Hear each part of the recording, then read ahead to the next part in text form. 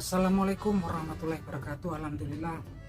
Selamat siang para sedulur-sedulur yang saya cintai. Para sedulur, pasca timnas kita, timnas sepak bola Indonesia, timnas kesayangan kita semua, bisa menahan timnas Australia 0-0 di GBK kemarin ya teman-teman. Saya yakin hampir 99,9% para supporter, para pendukung timnas kita pastinya bersukacita, gembira, bahagia, dan pastinya juga terharu. Mana nggak gembira karena kemudian timnas kita saat ini mencapai suatu level yang memang level, baik dia levelnya level permainan ataupun hasil pertandingan yang memang belum pernah dicapai oleh pendahulunya gitu kan. Timnas kita bisa kemudian berdiri sama tinggi dengan tim-tim raksasa Asia saat ini seperti Arab Saudi, Australia gitu kan. Ini suatu prestasi yang luar biasa yang harus kita apresiasi dan kita harus akui. Gimana kemudian kalau nggak terharu gitu kan. Kita dengan segala rentang perbedaan yang sangat ketara gitu kan, gimana kemudian kita berhadapan dengan tim yang ranking FIFA-nya ranking 24 dunia, sedangkan tim kita ini saat ini 131 dunia gitu kan, yang kemudian berjuang dengan susah payah, dimana kemudian seorang Martin Paes kemudian jatuh bangun untuk menjaga gawangnya agar kemudian tidak kebobolan. Begitu juga seorang Jay Izes yang kemudian harus mengantisipasi ketika banyak tendangan penjuru atau corner gitu kan, dimana ada dua bek raksasa dari Australia yaitu si Harry Souttar dan Cameron Burgess ya teman-teman. Yang jelas perjuangannya ini luar biasa, dimana di depan ada seorang Ratnaro Ratmangun yang sampai kelelahan dia harus berjuang sendirian gitu kan, karena memang tekanan begitu luar biasa. Kalau tertekan ya wajar, karena memang ini nih kayak Arab Saudi, Australia ini nggak sembarangan teman-teman. Ini adalah tim-tim yang memang sudah langganan ikut putaran final Piala Dunia gitu kan, Arab Saudi, Australia. Dan dari rankingnya pun jauh banget ya. Arab Saudi itu ranking 56, 59, terus Australia 24, Indonesia 131 teman-teman. Jadi dari grup C kemarin yang paling terendah, bahkan nggak cuman dari grup C, dari keseluruhan yang ikut kualifikasi pra Piala Dunia ini yang gelombang ketiga ini Indonesia yang paling rendah ranking FIFA-nya gitu kan. Yang jelas kita semua bangga, kemudian kita semua terharu dengan perjuangan semua anak bangsa gitu kan. Tapi teman-teman, lagi-lagi teman, kita sering lihat gitu kan, banyak orang-orang yang berkomentar sepertinya memancing-mancing gitu kan, perpecahan ataupun friksi di dalam para supporter gitu kan. Banyak gitu kan. Ya sah-sah saja lah, mau dukung Australia menang 10-0, mau 2-0, 1-0, bebas-bebas saja gitu kan. Namanya juga hak-hak mereka, namanya dukungan tuh bebas-bebas saja, sah-sah saja gitu kan. Mau dukung Argentina, mau dukung Brazil pun nggak masalah gitu kan, nggak ada yang melarang gitu kan. Tapi memang nggak cukup ketika kemudian timnas kita udah berhasil nahan 0-0 pun lagi-lagi gitu kan, yang komentar lebih baik kalah banyak nggak apa-apa, yang penting permainannya bagus. Kemarin 0-0 kayak gitu aja didukung, permainannya buruk gitu kan. Masalah permainan atau apa ya, memang kita ini kan berbeda jauh dari mereka. Tapi kalau kita lihat teman-teman, saya juga heran dengan orang-orang seperti itu. Saya sendiri itu melihatnya, walaupun permainan kita dikurung habis, dicecar habis oleh Australia, saya sebagai seorang anak bangsa Indonesia bangga sekali, terharu bahkan meneteskan air mata saya, dimana para punggawa kita berjuang habis-habiskan untuk membela sang merah putih di arena sepak bola gitu kan, sehingga bangsa kita ini lebih bermartabat, diperhitungkan di kancah sepak bola dunia gitu kan. Paling enggak di Asia lah saat ini udah mulai diperhitungkan gitu kan. Kalau dulu pasti pikirannya mana mungkin mau menang, bahkan draw aja susah ketemu yang namanya Australia ataupun Arab Saudi. Terlepas event itu baik buruk permainannya, hasilnya juga udah lumayan gitu kan. Even kalah pun saya tetap dukung kok timnas kita gitu kan. Bayangkan kalau kita lihat tuh kayak di Liga Inggris gitu kan, banyak klub-klub besar yang mainnya bagus kayak Manchester City gitu kan, Manchester United, Tottenham Hotspur, kemudian ada Arsenal itu kan, ada Chelsea, Tapi teman-teman lihat gitu kan, walaupun klub-klub kecil seperti dari Championship lah kayak Blackpool gitu kan, Leeds United gitu kan, sekalipun mereka klub-klub kecil, tapi mereka itu juga tetap ketika bertanding sama klub-klub besar, supporter mereka juga luar biasa, gila-gilaan dukung klubnya, klub dari kota tempatnya masing-masing gitu kan.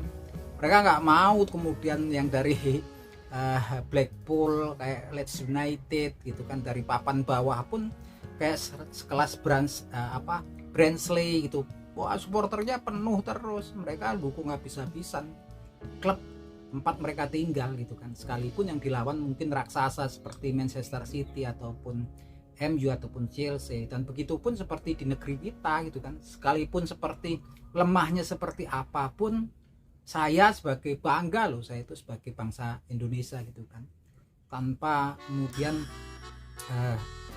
lihat klub saya, negara saya pun kalau timnya kalah itu aja saya nonton, saya tetap nonton, mainnya buruk tetap nonton walaupun deg-degan gitu kan, menunjukkan kecintaan saya kepada bangsa dan negara saya. Saya nggak ngerti kalau kemudian ada orang-orang yang ya seperti itulah gitu kan, tapi nggak perlu kita ini, karena orang-orang seperti itu nggak ada urun rembuknya sama sekali gitu, nggak ada efeknya, nggak ada jasanya sama sekali untuk timnas negeri kita, timnas kesayangan kita. Mereka nggak tutup mata, sepertinya nggak ngelihat. Bayangkan sekelas Bapak Erick Thohir nih berjuang susah payah kemudian untuk mendatangkan Martin Paes, ya nggak mudah ya datangin Martin Paes itu kan. Martin Paes ini didatangkan melalui sidang arbitrase gitu kan. Terus kemudian kemarin juga gimana dengan berbagai cara akhirnya bisa main ya, sampai hari-hari terakhir kemudian bisa dimainkan melawan Arab Saudi. Dan memang nggak sembarangan Bapak Erick Thohir mendatangkan Martin Paes. Begitupun juga Coach Sintayong gitu kan. Saya nggak ngerti kalau kemudian ada yang berusaha ngutak-atik gitu kan, dengan pernyataan-pernyataan yang berusaha untuk menimbulkan friksi dalam internal timnas sendiri gitu kan. Gimana pendapat teman-teman mengenai seorang pahlawan sepak bola, pakar sepak bola yang selalu mengatakan, apakah kalian nanti ini tega kalau kemudian Hernando Ari akan dicadangkan? Apa ini? Pernyataan apa gitu kan? Apa gitu kan? Berani nggak kemudian nggak masang si ini pemain naturalisasi ini apa gitu nih? Ini suatu ajang yang memang bukan masalah menang kalah, bukan masalah baik atau buruk, ini semua berusaha berjuang untuk kemudian mengibarkan merah putih, berjuang habis-habisan untuk membela negeri ini gitu, timnas negeri ini.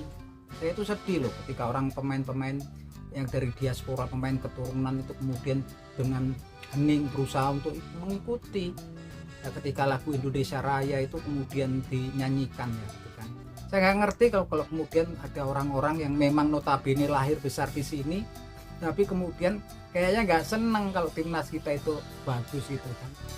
Bullshit lah orang-orang seperti itu gitu kan. Yang jelas teman-teman, kalau kita lihat kemarin gitu kan, memang kita memang ditekan habis ya teman-teman, ditekan habis karena memang kebanyakan dari pemain kita kan memang juga belum, masih muda-muda gitu kan, bergabungnya masih relatif sebentar gitu kan, karena memang masih 1-2 tahun ini kan, seperti sekelas Justin Hubner, Ivar Jenner, Rafael Struijk, ini kan pemain-pemain yang masih muda, dan sebagian besar dari pemain kita kan belum menjadi pemain reguler di klubnya masing-masing, seperti si Nathan Joaon, Justin Hubner ini masih dipinjam-pinjamkan ya ke klub lain gitu kan. Kalaupun di klub asal mereka kan kayak di Ivar Jenner masih di Jong Utrecht, masih di skuad juniornya yang muda Utrecht gitu kan. Di Justin Hubner di Wolverhampton masih jadi pemain usia muda gitu kan. Yang jelas masih dipinjam-pinjamkan, belum menjadi pemain reguler di klubnya masing-masing. Dan usia mereka masih muda-muda banget, masih sekitaran 21 sampai 22 tahunan ya teman-teman. Yang jelas mereka ini aset negeri, aset Indonesia ya, aset timnas ya untuk jangka panjang. Karena pada masanya nanti ketika mereka berkembang baik pastinya akan menjadi pemain reguler di klub masing-masing. Bandingkan dengan pemain-pemain dari Australia, pemain-pemain Australia itu sekalipun mungkin dari klub-klub yang middle di Inggris, di Liga Inggris ataupun Liga Jerman, tapi mereka sudah menjadi pemain inti ataupun pemain reguler di klubnya masing-masing. Seperti Harry Souttar, kemudian Harry Souttar, kemudian Cameron Burgess gitu kan.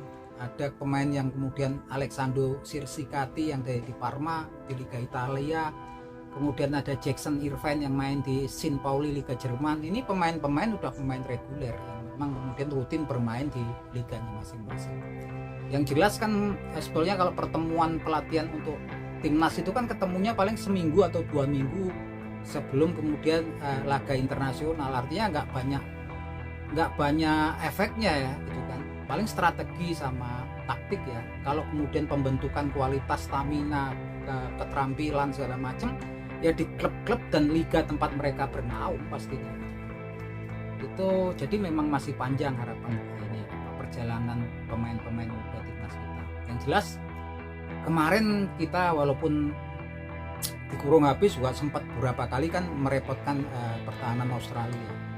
Sini kemudian kita lihat hanya seorang Ratnarorat Mangun yang saya bilang bagus ya gitu kan di depan. Artinya memang kesininya Bapak Erick Thohir kita berharap sektor penyerang nih agar didatangkan lagi lah 2 atau 3 ya, penyerang dan tengah gitu kan. Ya kalau bisa seperti Jairo Ridwal yang memang sudah menjadi pemain reguler di Crystal Palace gitu kan. Ini butuh kita pemain-pemain senior, yang pemain junior udah cukup saya rasa gitu kan. Saya pikir tentunya juga udah dipikirkan oleh Bapak Erick Thohir gitu kan. Yang jelas Bapak Erick Thohir ini kita harus bersyukur, bangga gitu kan punya ketua PSSI seperti Bapak Erick Thohir. Dia bukan cuma support timnasnya, pemain-pemainnya juga dijaga semua loh. Bayangkan ketika kemudian seorang Ratnarorat Mangun gitu kan, yang dengan kemudian udah gak habis kontraknya dengan Fortuna Sittard ya, seperti juga Tom Haye dengan ST Heerenveen. Bapak Erick Thohir ini ngawal kan, sampai kemudian Ratnarorat Mangun itu kan juga masuk ke skuadnya FC Dender di Belgia. Ini peran besar dari Bapak Erick Thohir gitu kan. Terus kemudian si Tom Haye kan juga sempat ditawari untuk kemudian untuk masuk ke Oxford United yang memang kepemilikannya saham mayoritasnya Bapak Erick Thohir gitu kan. Yang jelas sekelas pemain seperti Marcelino Ferdinand gitu kan. Marcelino Ferdinand ini selepas dari kontraknya dengan KMSK Denze gitu kan, Bapak Erick Thohir juga akhirnya juga memberikan kesempatan gitu kan kemudian untuk join bersama dengan Oxford United yang memang sekarang di kasta Championship Inggris, Liga 2 Inggris gitu kan. Ini tanggung jawabnya Bapak Erick Thohir itu betul-betul harus kita apresiasi teman-teman. Dia nggak cuman timnasnya aja, pemain-pemainnya juga dijaga terus nih sama Bapak Erick Thohir gitu. Kalau nggak yang bawa Bapak Erick Thohir tentunya susah, mau sekalipun sekelas Oxford United gitu kan, ini Liga Inggris loh gitu kan. Ini peran Bapak Erick Thohir itu luar biasa. Artinya kita patut berbangga, patut bersyukur lah punya ketua PSSI yang komitmennya sangat luar biasa untuk memajukan persepak bolaan Indonesia dan untuk memetakan negeri kita ini mulai diperhitungkan oleh negara-negara, nggak cuma di Asia Tenggara, sekarang di Asia. Terakhir Bapak Erick Thohir, kita semua berharap sudah cukup lah pemain-pemain bertahan. Saya juga kayaknya denger yang mau masuk ini banyak pemain bertahan, dari fullback lah, wingback, kemudian central defender. Saya pikir mungkin lebih tahu lah Bapak Erick Thohir, kemudian Coach STY lebih tahu, tapi kita semua berharap. Saya ini khawatir kalau lihat kemudian kayak pemain seperti Ratnarorat Mangun terkena akumulasi kartu, kemudian nggak bisa main karena cedera, ya susah timnas kita pastinya. Di kedepannya kita semua berharap kalau kemudian nanti Bapak Erick Thohir, Coach STY kemudian mendatangkan lagi 2 atau 3 pemain-pemain yang berkarakter menyerang, winger ataupun striker ataupun forward ya, ataupun mungkin attacking midfielder. Itu harapan kita semua. Oke teman-teman, akhir kata mungkin kita tetap semangat mendukung timnas kita apapun yang terjadi, apapun hasilnya gitu kan. Kita semua bermimpi, berharap suatu waktu bangsa kita ini, rakyat kita ini mendukung timnas kita sendiri di Piala Dunia, bukan dukung tim-tim negara lain seperti Argentina, Brazil, yang kita dukung timnas kita sendiri untuk kemudian maju di Piala Dunia. Oke, salam seduluran dari saya, Bung Wijanarko. Bermuat.